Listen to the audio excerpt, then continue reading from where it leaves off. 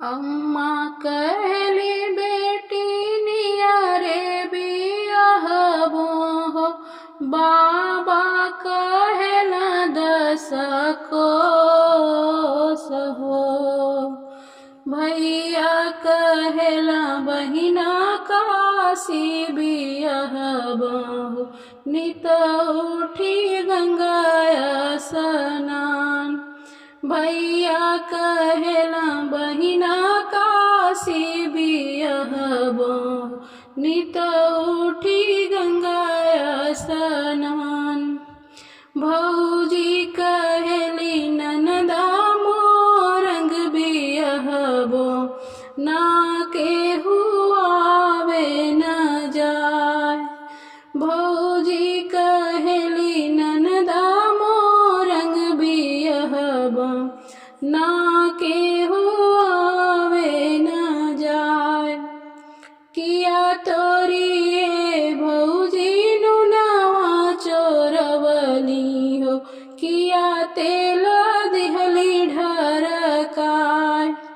ना मोरी ननदा हो नुनवा चोरवलू हो, ना तेल दिहलो ढरकाय।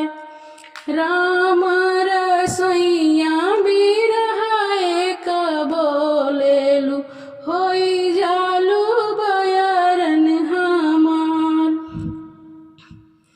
आवहु आवहु बैठन ननदोइया हो, ले जाहु बयरन हमार।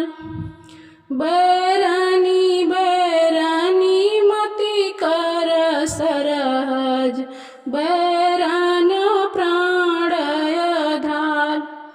एही बैरनिया के कारण सरहज, देखिल नग्र तुहार।